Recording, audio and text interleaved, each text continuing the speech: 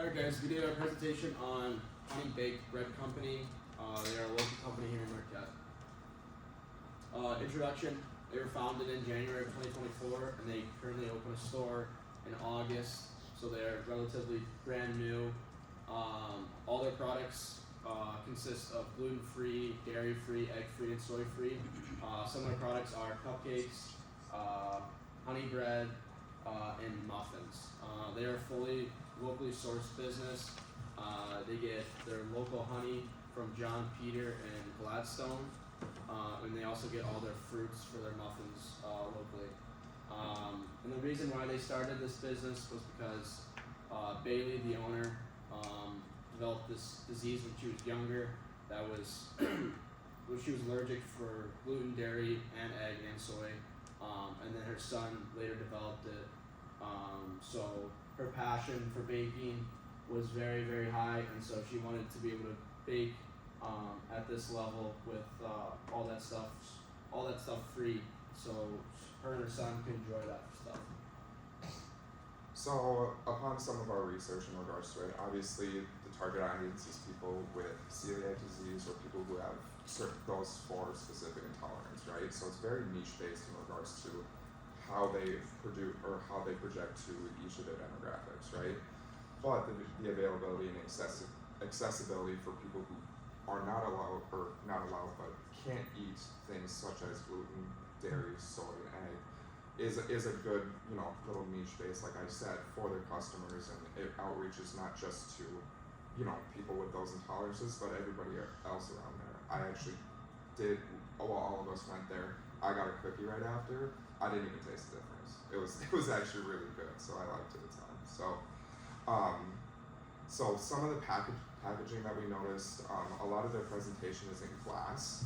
So a lot of the cupcakes were made in glass, or the cupcakes were presented in glass containers, but the cookies were in like plastic, like baggies a little bit. So some of the usage for that can be a little bit harmful. So I think just encapsulating stuff in like paper to give to them for like the branding and things like that would probably be a little bit better. The bread is also in plastic too, like it gets thrown in plastic and given to you. So I think just using paper would be a little bit better for that. So some of the sustainability assessment that we had through this is that they spend around $175 a month on packaging. So using like wax paper, non-recyclable containers such as plastic, like I just mentioned, are some things that are a little bit, not well for the environment, right? So they are very open for when it comes to like their ingredients, their products, things like that. They have a full recipe list on their website, so that you can see what's in it, right? So some of the proposed changes that we thought were using oil substitutes in their baked goods, such as like mashed bananas, nut butter, Greek yogurt. Obviously, having nut butter would not be, people who are allergic to peanuts aren't exactly great, but it's an option, right? So as we can see on this chart right here, we did look at a research of 0 acre oil as opposed to like vegetable oils and canola oils. Even because most people know sunflower, canola, sometimes vegetable oil can be bad for you, but they do produce the least carbon emissions when manufactured. And another proposed tweak that we had was just bring your own containers. So like if you're looking to buy a dozen cupcakes, you bring your own, right? And so it reduces that packaging cost. So some of the environment assessment, obviously since it's a new company, it's very limited on what we were able to find. So a lot of the energy use, waste generation, and the water consumption is a little high. She even admitted to it that we do use a lot of water, a little bit more than we really should have, and that's one of the things that she's very persistent about trying to keep down. So being able to use it more effectively for like specific things, only use it when you need it. Like the previous presenter said, developing low flow water systems also help a ton. Will reduce the overall consumption of water, and like I said in the previous slide, is changing your plastic packaging into paper would be a little bit more sustainable. So, the social assessment, they are insanely involved in the community. They have a lot of partnerships with local farmers, like previously stated. John Peter from Gladstone sources all of their honey. The cool thing we actually found, me and John found out from Bailey, was that they have, blueberry and raspberry muffins. They pick them themselves. So I thought that was super, super cool. So like obviously when stuff's in season, they'll go to like different spots around the UP and just hand pick them themselves, put them in containers, and then sell them. Obviously clean them and sell them for profit, right? So they also donate to the local warming shelter. They're a member for Toys for Tots, and they're also doing a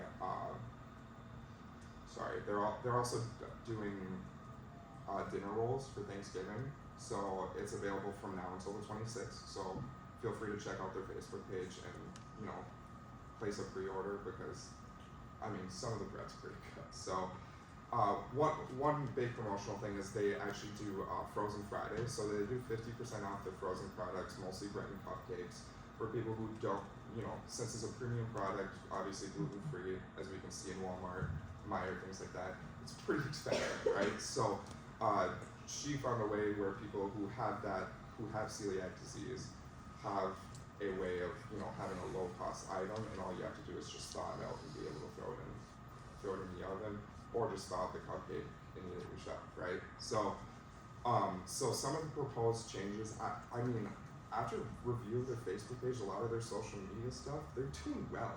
Like they post, if not daily, every other day. Their TikToks, I think, are hilarious. So feel free to check out their Facebook page right now. I think it's awesome. So, but I think being able to just keep consistent throughout that, from January to now, they have about 1.7 thousand followers, which in the market community is pretty impressive in my opinion. So, working with more local farmers is also a big thing. Obviously, they do a lot of stuff in-house. They source everything, locally. But, if you can find little things throughout it, it also works out perfect. My economic assessment was reusing some of the packaging practices with other implementations of water reduction and energy efficient equipment, like previously stated. Being able to reduce your water content and being able to run a little bit more efficiently, especially in a small business with only 3 employees currently, helps your bottom line at the end of the day. And like I said, it's a very young business.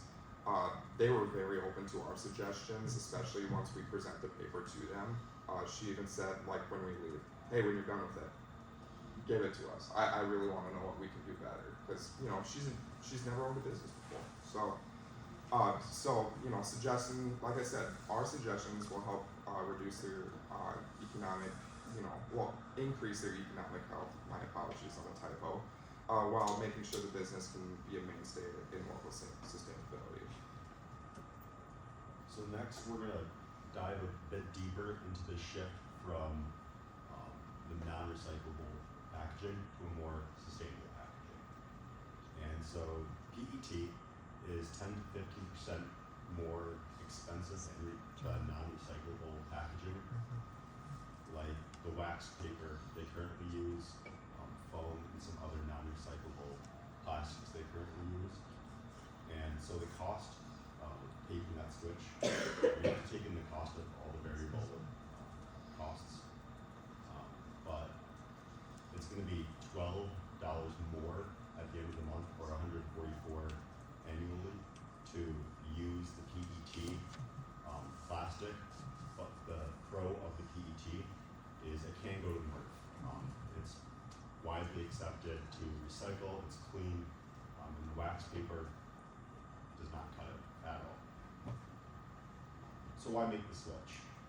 Well, the immediate monetary cost of the switch might seem like a burden to Honey Baked Bread. We have to look further down the line, the big picture. And if you look further down the line at the big picture, you see that historically, with other sustainable companies, the benefits of being sustainable far outweigh the cost. So not only is switching to PET an investment in circular economy, and it reduces the single-use packaging injected into that circular economy. Well, it doesn't inject, but moving on, by removing those single-use packaging, Honey Baked Bread can capitalize on the local market, which highly values business sustainability practices, which is a growing customer demand here in Marquette, especially. And at the end of the day, if you don't have a customer demand base, you can't have business. It's simple economics. You can't have business if you don't have demand. And this demand by customers, like I previously said, is especially evident in Marquette. And so by aligning with those customer values, Honey Baked Bread can attract and more importantly, attain those customers. So next, one more. So next, we investigated different energy uses for them. So first, we found that replacing conventional lighting, that's your fluorescent bulbs, with more LED bulbs reduces the energy by 75%. Additionally, upgrading ovens to newer models reduces energy consumption by 15%, especially the general GE appliances. We found that those are on the cutting edge of kitchen appliances. And then all those annual energy savings come out to at most 4,000 from using these upgraded energy practices.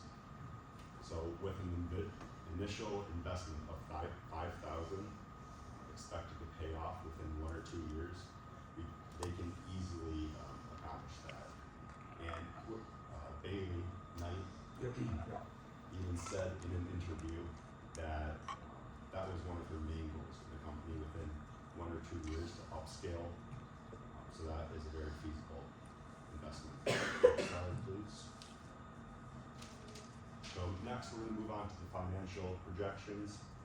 And based off of the financial records for the first 4 months since they opened in August, we forecasted they're going to generate between $148,000 and $152,000 annually with a 15% profit margin.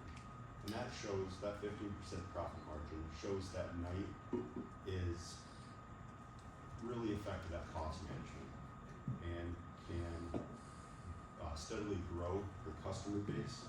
It started at around 600 the first month of August, and now it's around 800. So projected, it's just going to keep growing. And all this indicates room to reinvest in sustainable practices without jeopardizing profit, which is initially expected to boost annual revenue by around 7,000. So, go back. One more thing. So this isn't just me shooting from the hip, throwing stuff out into the void. This can be actively seen in their practices between their social, economic. They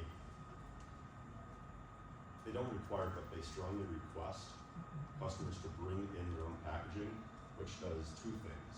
It boosts the relationship between them and the customer, and it saves Bailey on cost. And then the second thing is they wash their number 7 plastics that can't be recycled and just reuse and wash them until they have to throw them away. So in summary, all of this financial projections tells us 2 things: that they're rock solid. Their financials, which is going to keep growing, and the customer base also going to keep growing. Now Matt's going to take it away with the timeline. Alright, so this timeline we discussed with Bailey. They're going to work on to get the grants, the LSCP, and that stands for Lake Superior Community Support. And once they get these grants and resources from others, they're able to update the kitchen, the bread slicer, the ovens, on what John just talked about, to be more sustainable and to make more profit. And then by month 10, they'll have more charitable events, more support, and more customers, and be more profitable. So Any questions for us? Got it right on the dot.